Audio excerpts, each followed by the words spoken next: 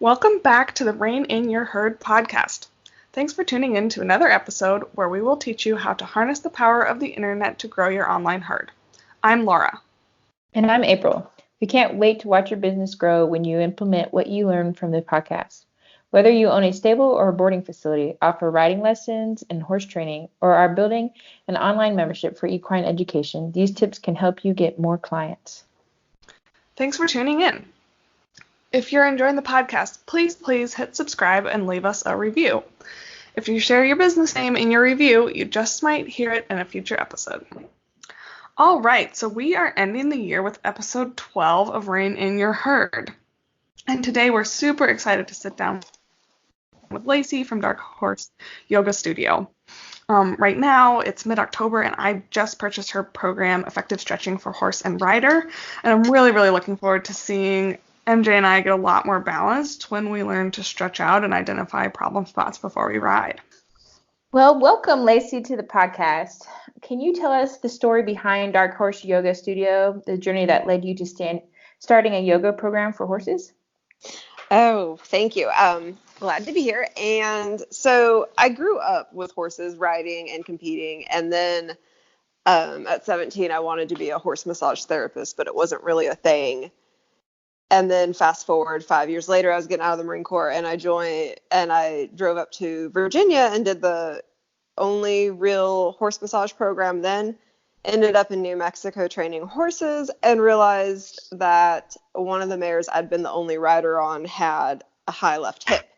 And it clicked because my left hip bothered me and I carried it high, and that I had effectively transferred that to my horse I was riding. And from there, I ended up in human massage school and studying movement and working with athletes. And then I became a yoga teacher, got more into working out. And I realized the better I got off my horse, physically, mentally, the stronger I got, the more balanced I got, the less I had to rely on like hanging in their mouth or my legs. And the better I got on the saddle or in the saddle, and the better my horses moved, and the better we performed either on the trail, in the arena, or whatever. And so then in the yoga world, I didn't really fit in to the typical yoga type because like working with horses is kind of my yoga, but I did yoga to make what I do better. So I had a little bit of a different spin on it. And then the way I work with everybody, whether it's a horse or a person, is it's not really a one size fits all solution. It's very much an individualized approach.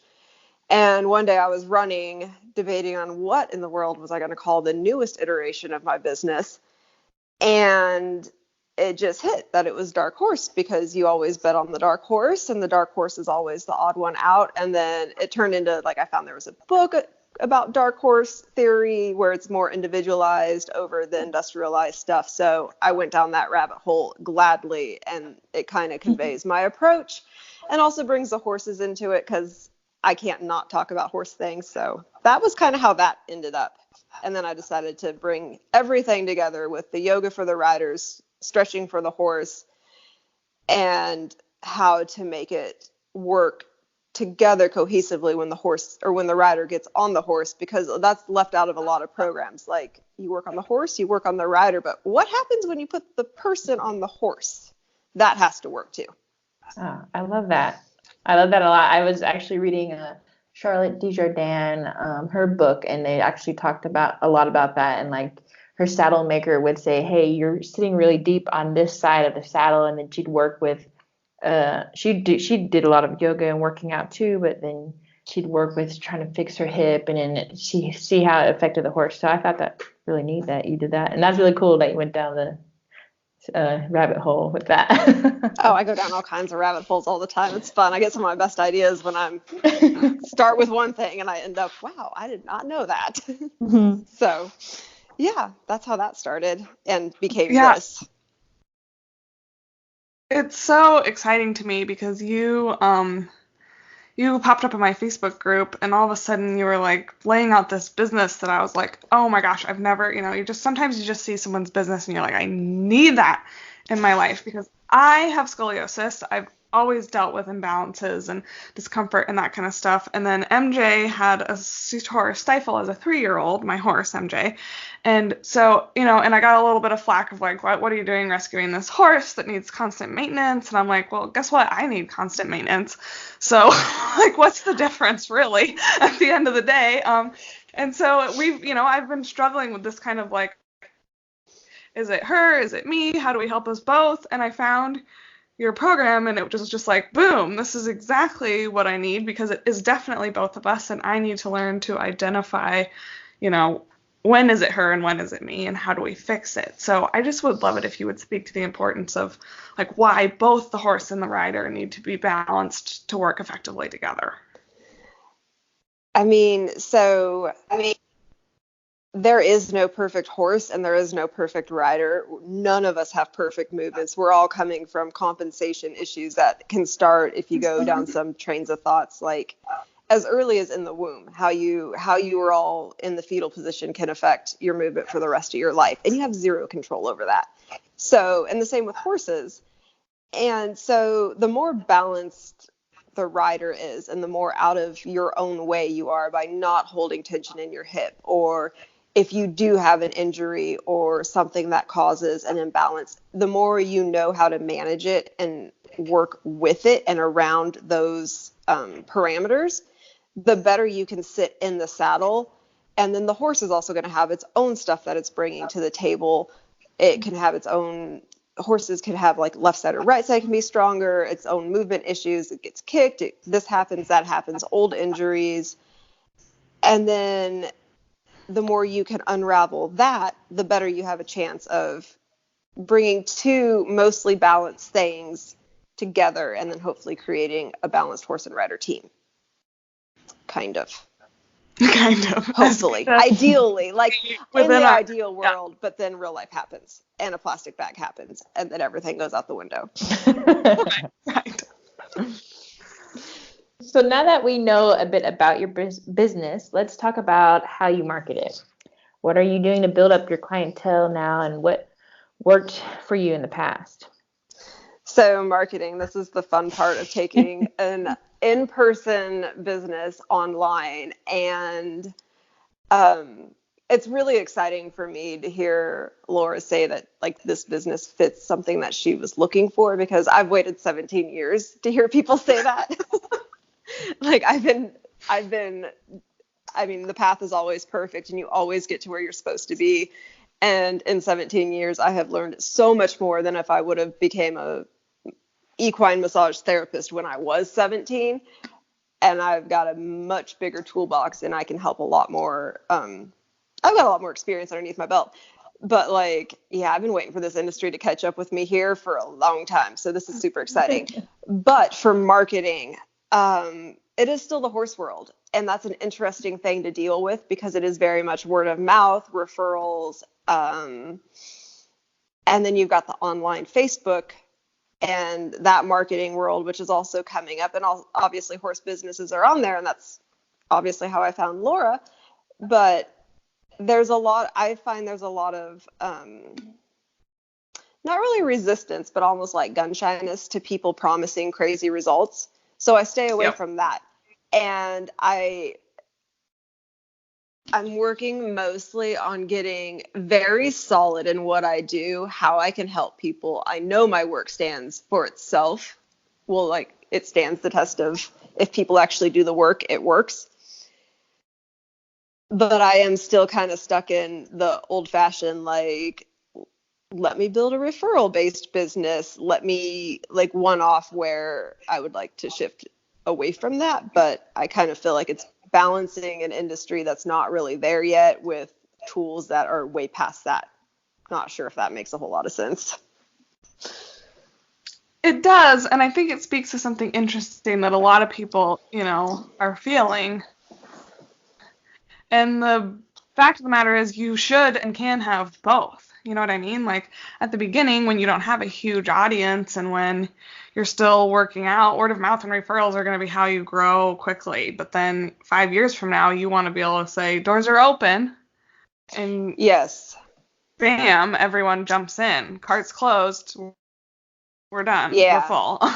And that, I think people get frustrated in their first couple of years when they don't see it happening quickly. And so that's where, you should have multiple ways of getting clients for your business, and you can have all of that. Yeah. Yeah, I don't And think I'll ever lose, referrals, because referrals are awesome, because then people show up and they're ready to work with you because they've heard good things and they kind of know your style. But yeah, mostly I'm just focusing now on educating people and then showing it works, because I can prove, like, here's how this works, and just almost giving away more than I'm selling. Yeah. But at the same time, I have also learned people really don't implement on their own. So I lost the fear around that a little while ago, and that's definitely changed my marketing. Yes, definitely. Yeah, I've noticed that too. I always worried about giving too much away for free, but they're still going to always know to come back to you because they know that you know what you're talking about, and they need that little more push or that incentive to really push it forward.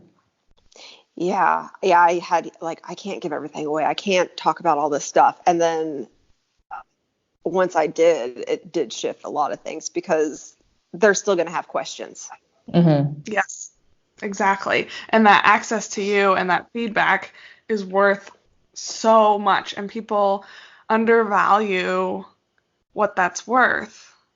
But it's insane, the access to, like, okay, so I can take your freebie and go out there and, like, print it out and throw it down in the dirt by my feet and look at it while I'm working with the horse, but that I'm going to have 10 questions while I'm doing that. And if I'm paying you, I feel totally comfortable hopping into your inbox and saying, hey, I did this and this happened, why? Mm-hmm. Yes. And that's time. So valuable. Yeah, that. And then, like, you also get, I've learned too, with giving away stuff, sometimes they don't always turn into clients because it works, but they're so happy with what you did, they will end up telling more people. Yes. So I had one trainer take the general stretches that we just started that group with. He took those stretches and he went from being the bottom of his class to consistently placing in the top 3. Only thing he changed was he started stretching his horse. Oh, wow. He never paid me anything.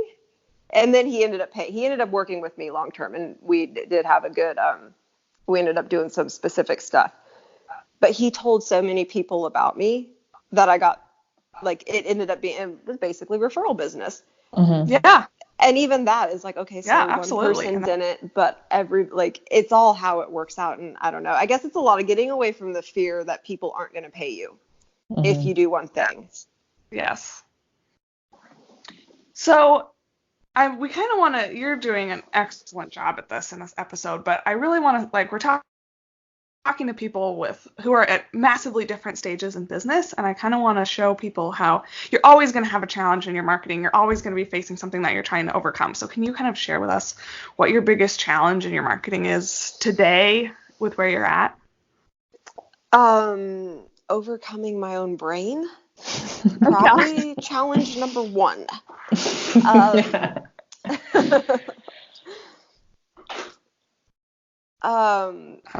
I'm kind of stuck in this weird thing where I want to provide more educational content to do the marketing. I also need to find the time to write it, but I'm letting go of that. But marketing, implementing systems and structures that work for me and feel great. And then the whole transition from what is mostly seen as an online or offline business in person with the yoga and horse massage and all this hands-on stuff, transitioning it into something that actually works really well online and getting people to understand that they can do this themselves. That's because most people hear yoga and stuff. They're like, oh, in person, when are your classes and where can I come? And then they find out, like, they're in Australia and I'm in North Carolina, and that's not going to work. But then they're resistant to the online. So that's kind of, even though that's not really marketing per se, for me, that's kind of where I'm at right now. It is. It's total marketing. Marketing is creating a story and a rhetoric that you can, that's your challenge, is overcoming that misconception. Like, no, actually, you can open up your computer, you can be in your pajamas, you can roll right out of bed and hop on the yoga mat. Like, that's what I love. I'm my car and going anywhere to work out. That's for darn sure. Yeah, that's pretty much where it is. That and then breaking down everything that's in my head into stuff Yeah. that people can understand and implement. And like remembering, like I loved your input the other day, like, or yeah, in the group about the tension and stuff, because I honestly forgot that that's something people have to learn Right. when Yeah. you And do I'm something like, for so long.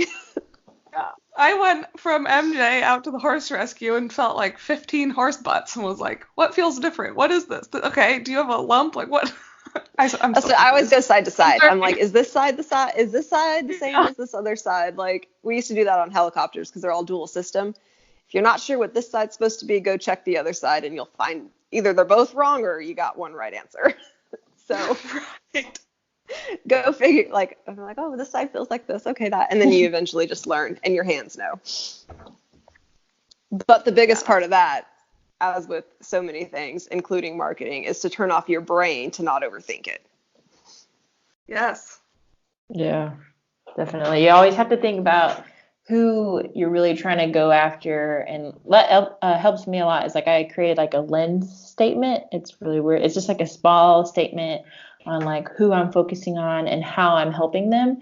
And then when I get stuck, I try to go back to that and really focus in on what I said and then create my content around that. So that usually helps me a lot. And that is something I resisted for so long. But honestly, it is a hugely helpful switch. And like every program I create has a different focus and a different audience that I'm talking to. So it does help. That has helped me a lot. Mm-hmm. And then also I just randomly decided to do lives with my horse, and she's got the camera thing down kind of, and that works great too, because do a live with a horse and you'll learn a lot about improvising. Oh, yes. Oh, yes. Just think about all the performers that do it at the shows. I'm sure they get really good at improv. Yeah. It's like, okay, this is what we're doing now. Yeah. So now that we've talked about what's most challenging, what do you think has been the most successful marketing campaign you've ever done? Honestly, it would be this last one that I just opened up for effective stretching. I don't really ever consider anything I've done a campaign, but I guess they always have been.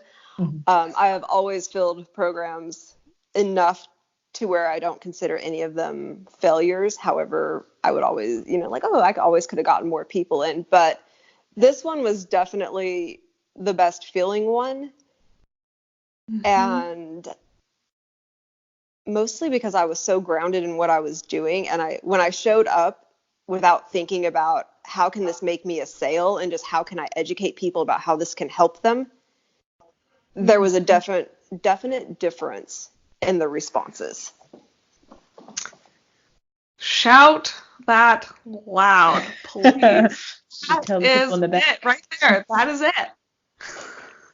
Yeah, I was like, and I even found myself, I could be right, okay, I need to get one person in this program today. And then I'm like, no, what do people need to hear about this today? What do I feel like talking about?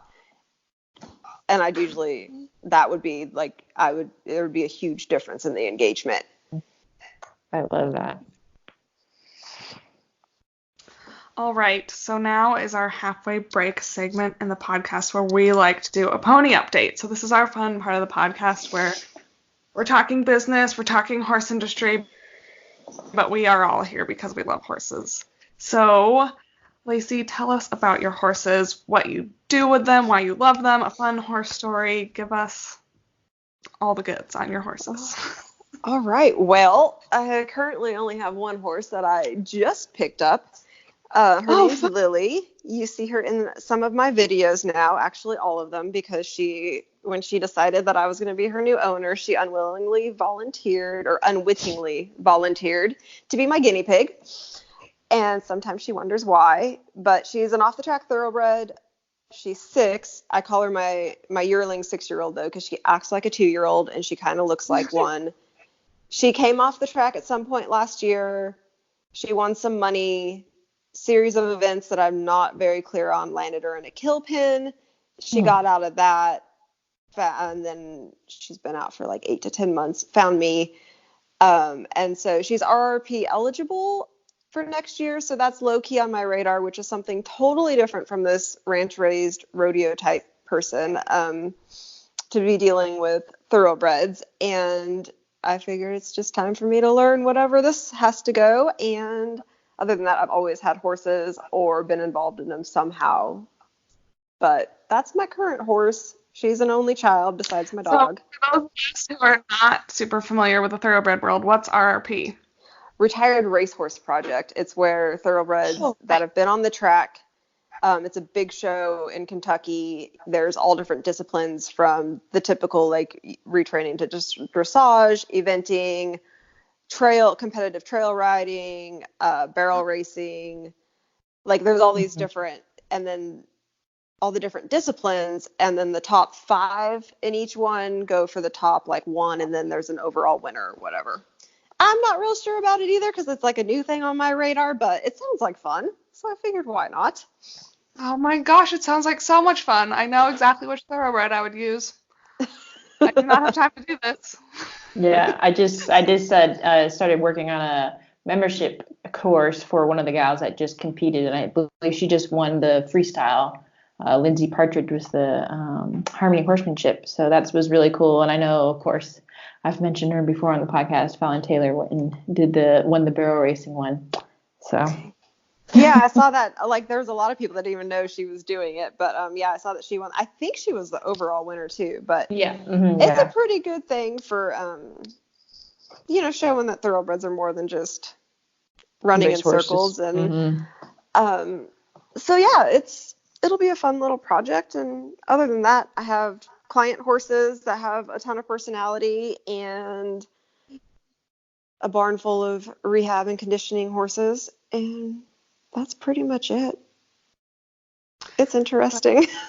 Yeah, that's pretty much it. You sound pretty busy if you ask me. I mean, it's all relative. Yeah, that's awesome. So before the break, we talked about your most successful campaign, and you mentioned that you've never seen a campaign as a failure, but I think what I'm really trying to get a lot of people to understand is like when something doesn't work out, you learn from it and you do it again. And it's just information. It doesn't mean that you failed. It doesn't mean that your business is no good.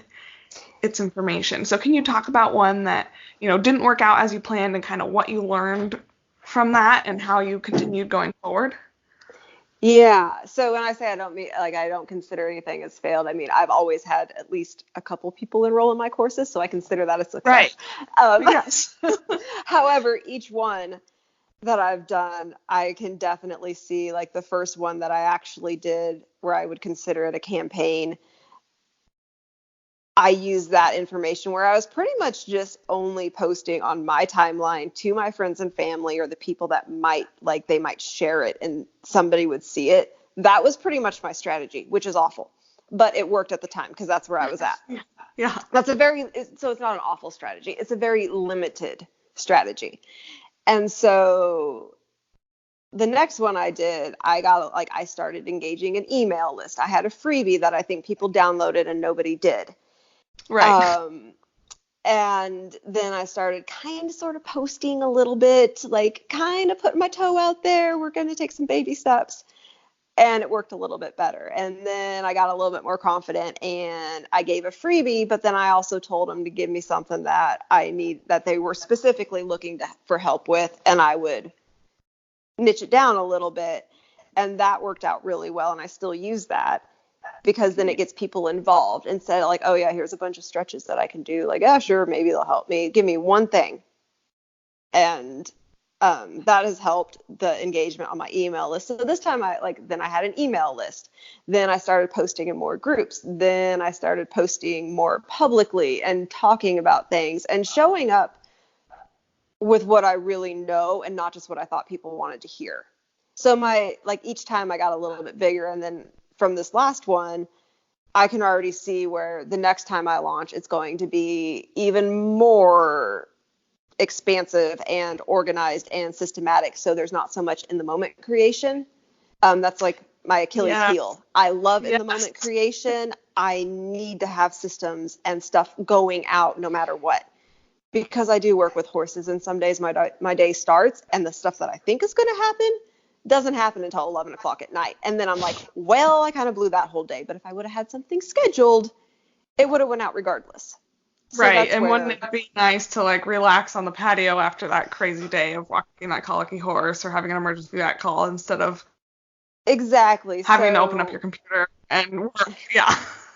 yeah, so now I can see like, okay, systems and organization and all this stuff. And then when I feel like being spontaneous and in the moment, I can add that to something that's already there and being more visible in between when I'm launching a program and talking about stuff all the time. So it's always there and people get to do the whole know, like, and trust factor a little bit better instead of just hearing one thing they like. And that way people are like wanting to work with me and asking me how, and not just like, oh yeah, that sounds like what I need, I'll try it.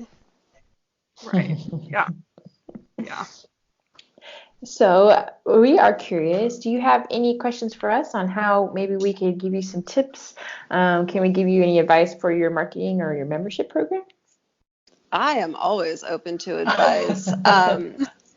I've kicked around a membership program. I don't know if that's the best fit for me because I really like the one-on-one customizable stuff, and I don't know how to translate that to a membership. Mm-hmm. But anything else you got, I'm more than happy to. I would love to hear it. So Well, or do you want to go. Okay. So currently I work on a lot of membership programs. I have a lot of clients that I've built and I'm, like I said, I'm working on one now. And she still works with one-on-one, and like a lot of times if they have questions, she goes straight to them. And you can still make it very personable, because I know it seems like it's just repetitive. Oh, just go throw it out there.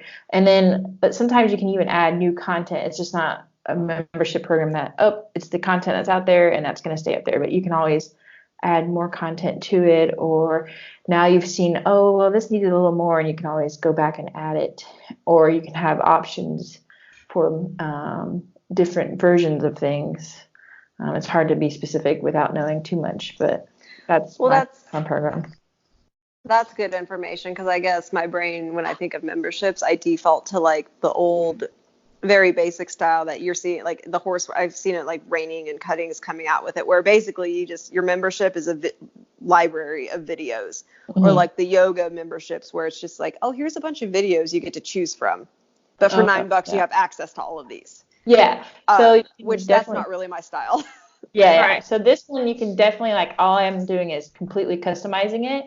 And if she comes up with another, like I'm doing trick training right now, if she comes up with another video on how she has a different technique of how she went and taught how to do the kiss or whatever, I will go in there and I add that video. We can even add like where you get certifications for certain levels, or maybe like a cool little, oh, you got to this level, or something more exciting in it. It's not just kind of boring, here, watch all these videos and learn something from it, but you can give them quizzes and such too to see if they actually recalled anything from that. Well, that's good to know. I'll throw that in the list of things that could be possible. Yeah. So yeah, like I'm kind of feeling like I made out like a bandit having lifetime access to the course that I just bought from you. Yes. I didn't quite know how to effectively communicate that the people that jumped on this the first round were going to get the most amount of value, because the first time you hear something, it's great. The second time you kind of might know what's going on. The third time you're like, oh, this is starting to make sense. Right. So every time I run it, you guys get it a little bit more. And so, the next time you do it, maybe you say, okay, this is like the 5-week intensive. And then if you want to, a continual, like maybe a new flow every month or something like that, you can convert those people who did your 5-week program, loved it, and want more of you into an ongoing membership where you give them a new exercises, just some kind of new value every month, and you hang out. And, when I go live in my group coaching program, when I do trainings in my group coaching program, it's live. So it's a membership. They pay monthly, but I'm showing up live and they show up live and they ask questions and they send me links, and like they get a lot of one-on-one feedback by showing up live. It's not just like a stranger on the other end of the computer. There's a ton of one-on-one, and that's the amazing capability of Facebook allowing us to use their groups and it being completely free, is that you can have, like, it is group and it is membership, but you can have a ton of one-on-one touch while you do that. That makes sense. Speaking of your lives, I almost fell off a ladder listening to your live last night. I was feeding the cats and I got so into what you were saying, I forgot to hold on to the ladder. Good thing I have balance. Oh my gosh. I was like, oh, there's that core strength. Well, I'm really glad you're getting into it, but please don't die. Oh, I won't. I got several lives. We're good. But I was laughing. I was like, seriously, Lacy, you just got so into a live that you forgot you were climbing down a ladder. Oh my God. That's great. But yeah, and I guess with marketing too, the only advice I would probably be looking for, especially if I could, like if you can rewind because hindsight's 2020, Right. how to show up. I think there's always got to be the confidence in your work and nobody else can give that to you. But how do you show up confidently when you're just like starting out or you're bringing in new ideas to an industry that might be a little bit set in its ways, kind of starting to change? Like, how does that market? How do you start out? How do you start? That's always a good spot to I think begin. you rip the Band-Aid off and do it. Yeah. I used to write out my lives and tape them underneath my camera and just read them. And when you go back and watch, you can really tell that I'm doing that. But still, that There works. was like a whole 10 people watching me at that point, so I didn't feel like there was a lot of pressure, Yeah. Yeah. That's So a good point. Yeah. you just wallow around in today with the podcast, and we learned we have to do a better job timing. So you just do it and you learn and figure it out and you change. Yeah. So this is where I take my own advice that I just gave you guys in the group, where you're not looking for an outcome, you're looking for information and feedback. So there we go. Yeah, exactly. I like to always say done is better than perfect. So I just get it done. Well. It needs to be done, so I do it. Tell my perfectionist brain that. We're working on it. Yeah, We're doing I know. really well, but that little perfectionist gremlin is real. Yeah.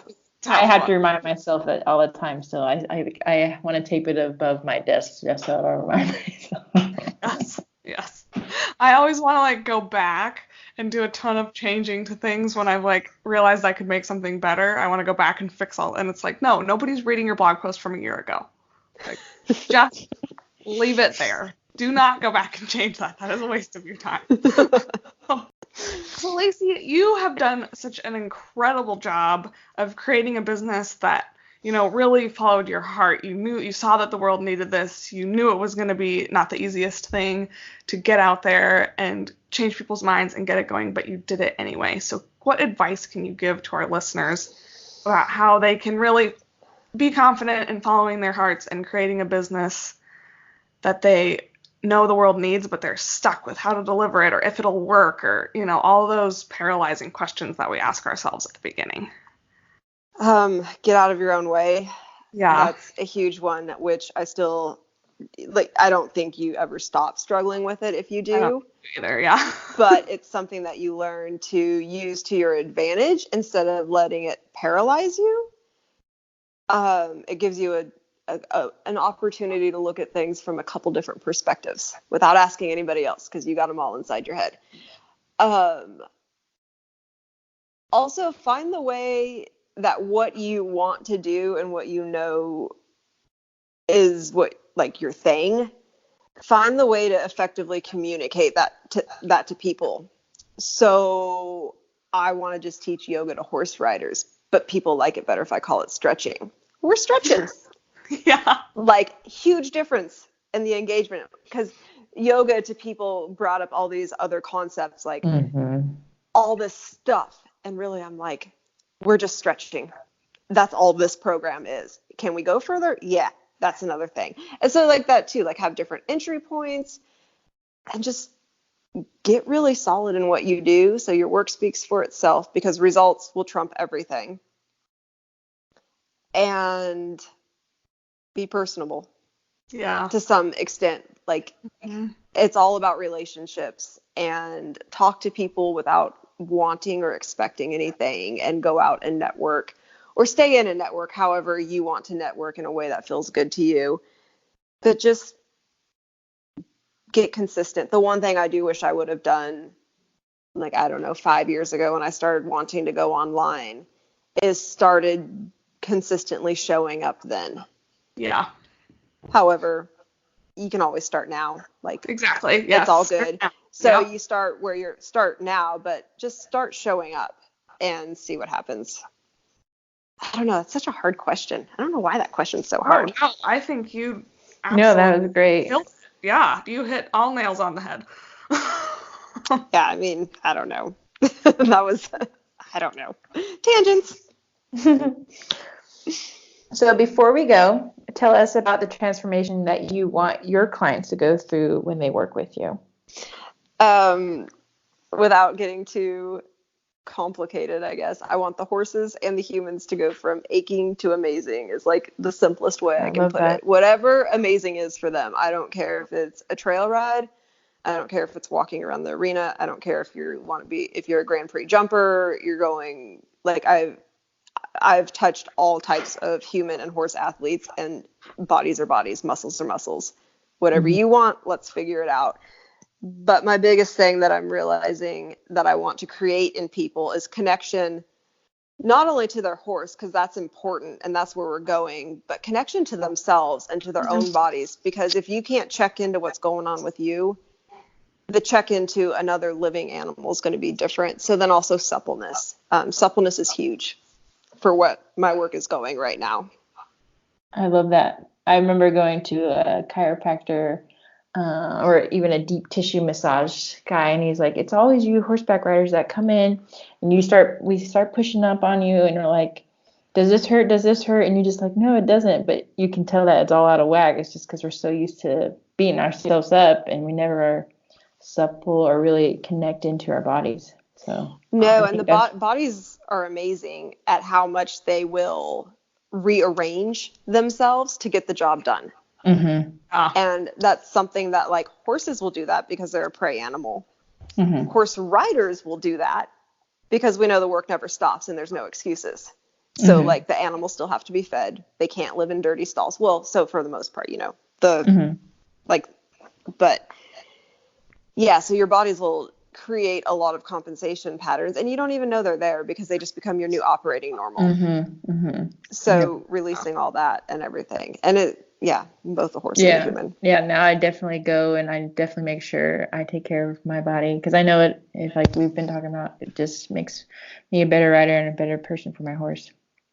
Yeah, and mindset. My work is starting to evolve more into the mental stuff after working on the physical, because the more I interact with people and their horses, the more I see that the calmer you can be mentally and emotionally, the better the horse reacts, because you're no longer reacting. You're giving the horse something to respond to instead of this massive energy outburst that they just think means run because we're going to die. So I'll probably be rolling out some mindset meditation. Oh, that'll be great. I always say the reason I go to the barn is, I go to the barn because it keeps me in the present now, and just my mindset completely changes as soon as I go to the barn. I block everything else out. It's so great for that. That's what got me into horses. Is I was in grad school, and grad school is not going well, and I found this horse rescue, and I'm like, I'm literally fearing for my life when I'm working with these horses, so I'm not thinking about the fact that I have to write a thesis or do research. I'm thinking about not getting cramped and dying, and that is what, like, it was just amazing for me that, I didn't have that mind control to sit down and meditate and take care of it on my own, but I could go out and be forced to concentrate on something. And it was huge. It completely changed my life. So it's funny that you say that, because I've been tossing this around for a long time, is that, and like I mentioned it earlier, horses are pretty much yoga, because yoga means union and all this stuff. But it's like, if you think about it, we're practicing yoga every time we're with horses. Yeah. We are. And the meditation is there. It's all there. We're already doing stuff that people do go spend hours on their mats trying to find. So for me, the yoga for horse riders thing is more figuring out how to make you more able to be present and able to do what you love doing comfortably. I'm not really trying to get you into all this other stuff, just more tools to get you doing what you're doing already. Right. Yeah, I feel like I get to the barn and I pull MJ out, and I, like, as I'm brushing her, like, I can just feel myself unloading all whatever crap that has happened during the week of the day onto her. And that's not even fair, you know? It's not fair for me to use her like that. So if I could learn to unload all that crap in the car as I'm going out, we would be starting out so much better. Yes. Yes, Yeah. there's some stuff, a post coming out with the emotional horses are able to read emotions article that's going around, and I'm like, and this is why you need to learn to manage them before you get on their back. Yes. Because I've been there, I've done that. I've been 16 and I've been angry and I've been loping my horse in circles, getting nowhere. Because A, we're loping in a circle, and B, I'm so mad I can't get anywhere with my horse. She's terrified. So I've been there, like, and now that I'm on the other side of that, and I've started with all these other things that, like, life basically was like, oh, you want to work with horses? Well, so we're going to kick you down this path, and then we're going to toss you down that one. And here you go. Now you got it figured out, kind of. And it's totally different interacting with horses now. It's fun. Yeah, and that's where we all need to work towards being.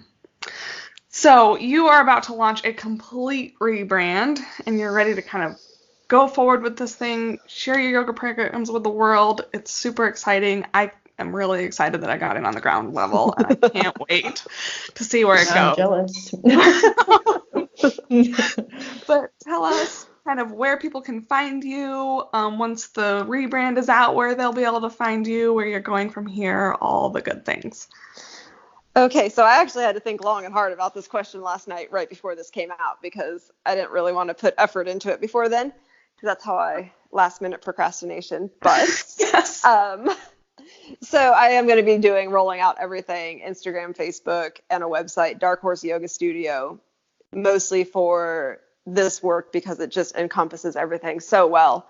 And I do like that. And then I'll always have my own personal Facebook private page, and then my Instagram that I'll always be sharing stuff on, because this is who I am. Like, I cannot separate what I do from who I am. Or, I mean, I fell down a Google rabbit hole on gut health and lameness. It's a thing. Now I know more last night, and this is what I do for fun. And then, oh my gosh.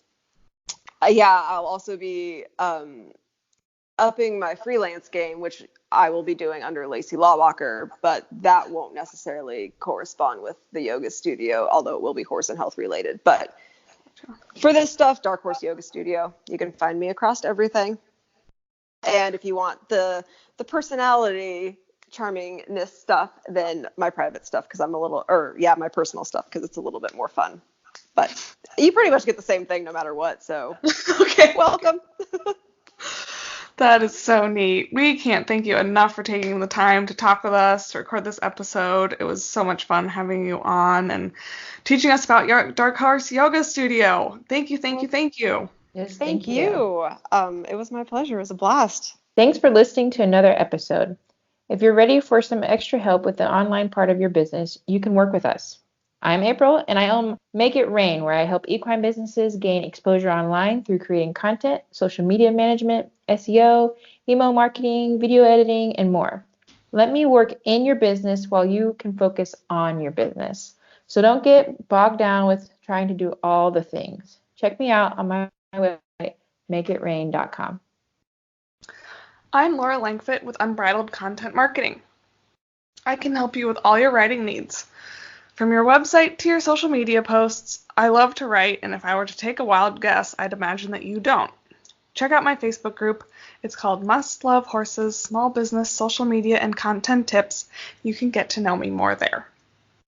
Don't forget to go out there and rein in your herd.